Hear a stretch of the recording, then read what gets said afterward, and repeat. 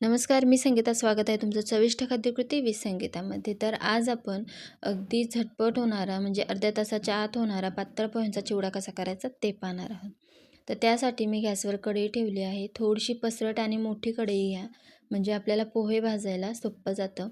तर यासाठी मी घेतले आहेत अर्धा किलो पातळ पोहे. तर तुम्ही पाहू शकता, आता जाड पोहे जे असतात म्हणजे पोह्यांचे आपण जे रेग्युलर नाश्त्यासाठी पोहे करतो ते अगदी जाड असतात आणि हे पातळ पोहे जे आहेत ते अगदी चपटे असतात, थोडेसे पसरट असतात. तर बऱ्याच जणांना यातला फरक कळत नाही, त्यामुळे मी सांगत आहे. तर असे पातळ पोहे असतात, तर हेच पोहे आपल्याला चिवडा बनवण्यासाठी घ्यायचे आहेत. तर हे पोहे जे आहेत ते मी 1-2 तासासाठी उन्हामध्ये थोडेसे असे सुकवून घेतलेत, म्हणजे छान असे कुरकुरीत हे पोहे होतात आणि आपल्याला चाळून घ्यायचे आहे ते पोहे. आता कढई गरम झाली आहे, यामध्ये थोडे थोडे पोहे आपल्याला भाजून घ्यायचे आहेत. खूप जास्त पोहे घालून आपल्याला भाजायचे नाहीत. तर थोडे थोडे पोहे घालून आपल्याला हे अगदी स्लो गॅसवर हे पोहे सतत हलवत भाजून घ्यायचे आहेत. तर हे तुम्ही सतत हलवले नाही तर खाली करपू शकतात, त्यामुळे सतत हलवत हे पोहे आपल्याला 3 ते 4 मिनटं भाजून घ्यायचे. तर हे बघा, असे छान कुरकुरीत झाले की पोहे जे आहेत ते आपल्याला एका ताटात किंवा पसरट भांड्यामध्ये काढून घ्यायचे आहेत, किंवा तुमच्याकडं मोठं भांडं नसेल तर तुम्ही पेपर अथरूनही त्यावर हे पोहे असे घालू शकता, टाकू शकता. तर मी परातीमध्ये घातलेत आणि थोडेसे असे हलवून घ्यायचे, म्हणजे परातीला वाफ बसणार नाही.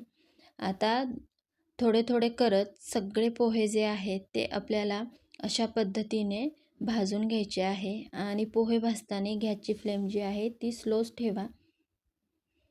तर येथे सर्व पोहे जे आहेत ते माझे भाजून झालेले आहेत. आता गरम जेव्हा पोहे आपण वरतून टाकतो तर खालचे जे पोहे आहेत ते थोडेसे वाफले जातात, म्हणजे त्याला पाणी सुटतं. त्यामुळे अजिबात हाताने असे न चिवडता दोन्ही हातांची बोटे जी आहेत ते अशा प्रकारे अलगद असे आपल्याला वरखाली करत पोहे जे आहेत ते वरखाली करायचे आहेत. यामुळे पोह्यांचे तुकडे होत नाही आणि पोहे आपले छान असे क्रंची राहतात. तर हे बघा, अगदी पांढरे शुभ्र असे पोहे भाजलेत आणि छान असे कुरकुरीत झालेले आहेत. हातात मुठीत घेतले तरी त्याचे असे छान तुकडे होतात. जे पोहे परफेक्ट भाजलेत. आता त्याच कढईत मी घेतले आहे 150 ml तेल आणि यामध्ये घेतलं आहे 100 ग्रॅम शेंगदाणे. शेंगदाणे आपल्याला छान खरपूस असे सोनेरी रंगावर तळून घ्यायचे आहेत तेलामध्ये. तर असे त्याचे टरपाले थोडी थोडी निघायला लागले की समजायचं शेंगदाणे तळलेले आहेत. आता हे शेंगदाणे आपल्याला लगेच पोह्यांवरती टाकून घ्यायचे आहेत.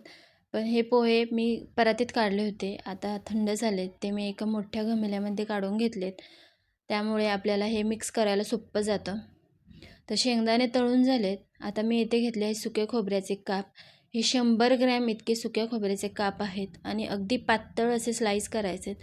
तुम्ही जे वेफर्स करायची किसणी असते त्याच्यावर सुद्धा याचे पातळ काप करून घेऊ शकता. स्लो गॅसवर आपल्याला हे खोबऱ्याचे काप जे आहेत ते 1-3-4 मिनटं परतून घ्यायचे. तर खूप जास्त जाळायचे नाही, कारण की खोबरं जे आहे ते पटकन जळलं जातं. त्यामुळे सतत हलवत हे खोबरं असं गोल्डन सोनेरी रंगावर आपल्याला तळून घ्यायचं आहे. असा हलकासा रंग त्याचा चेंज झाला की खोबरं जे आहे ते आपल्याला काढून घ्यायचं आहे. तर हे एका ताटामध्ये काढून घेऊयात. आता खोबरं इथे तळून झालं आहे, हे देखील आपण लगेच या पोह्यांवरती टाकून घेऊयात. त्यानंतर तळायची आहे फुटाणा डाळ. तर 50 ग्रॅम इतकी मी भाजकी डाळ घेतलेली आहे, जी फुटाणा डाळ भेटते ती घ्यायची आहे. आणि ही फुटाणा डाळ अगदी 2 ते 3 मिनटात पटकन अशी तळली जाते तेलामध्ये, खूप जास्त वेळ लागत नाही. तर डाळसुद्धा आपली तळून तयार झालेली आहे. ही सुद्धा एका ताटामध्ये काढायची आणि या पोह्यांवरती घालून घ्यायची आहे. त्यानंतर मी घेतलेले आहे 50 ग्रॅम इतके काजू.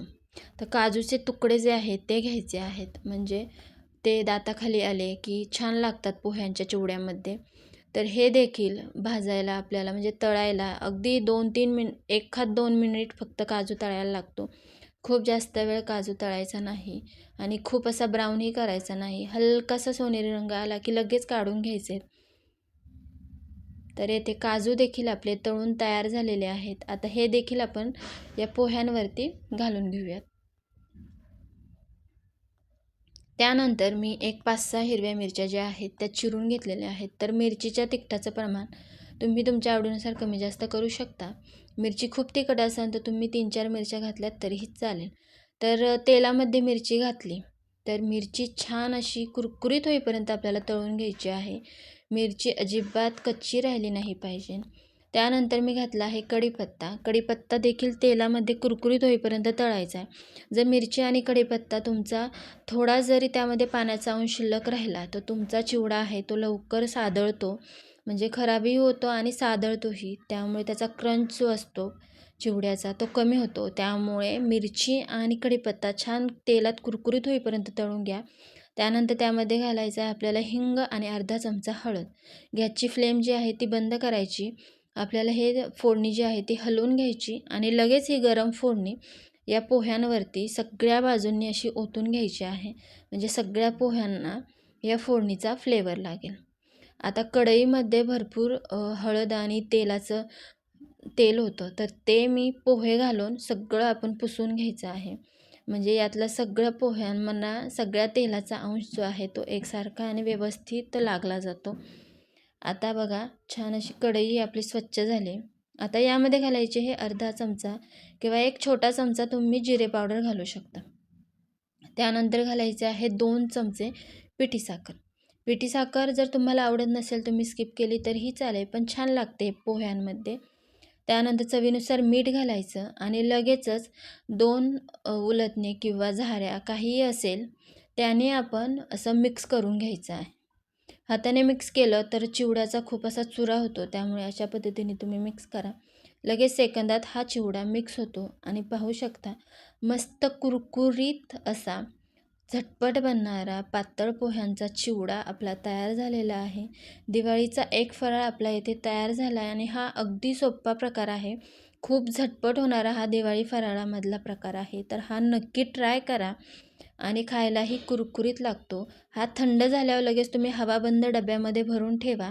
जर तुम्ही जास्त वेळ बाहेर ठेवलात तर हा सादळतो. त्यामुळे लगेच हवाबंद डब्यामध्ये ठेवा थंड झाल्यानंतर आणि मग खायला घ्या. तर भेटूया परत अशाच एका छानशा व्हिडिओसह. तोपर्यंत धन्यवाद.